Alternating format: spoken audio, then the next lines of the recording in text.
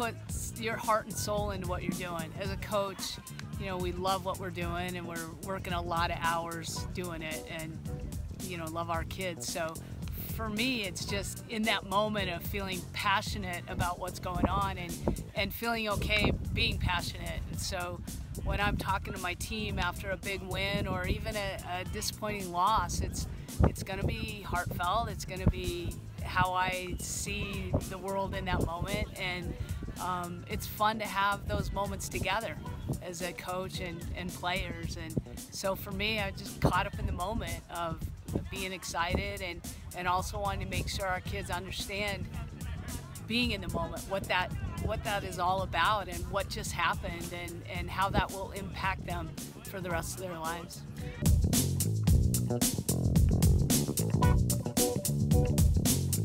It's really easy to get lost in all the expectations and the hype and you know, what's your end goal, as opposed to, you know, people talk about it all the time, staying in the process, but staying in the process means being in the moment. So really enjoying and understanding what you're doing in that moment, and recognizing that that's your life right there, right then, right now. And what are you going to do with that? And what are you going to make of it?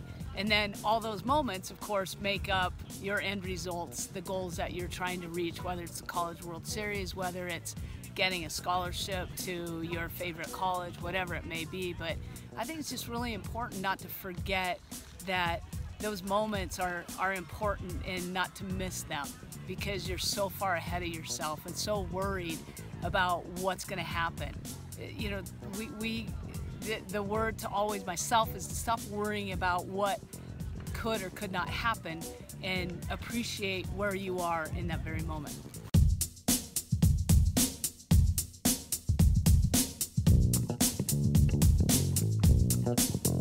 First of all, create an environment where they love playing the game, where they're having fun, where they're learning, where they understand they're going to make mistakes and they don't have to be perfect, and this shouldn't be a pressure-packed situation for them.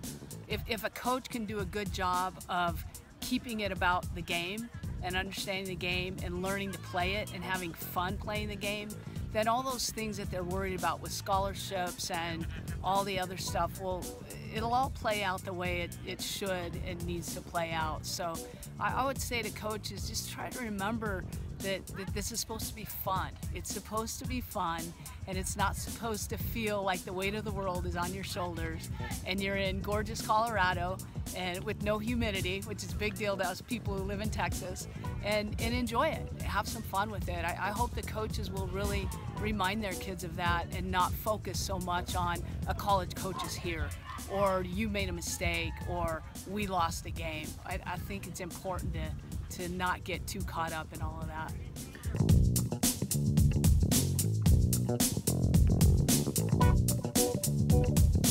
It's thrilling. It's thrilling for those of us who played back in the 70s and 80s, and you know, when I went to the College World Series as a player, when I was at the University of Utah, we were at some complex out in Norman, Oklahoma, and you know, it wasn't the hype and all that it is right now with the College World Series. And so just to see our game grow and progress, and for our players to get the recognition that they really deserve.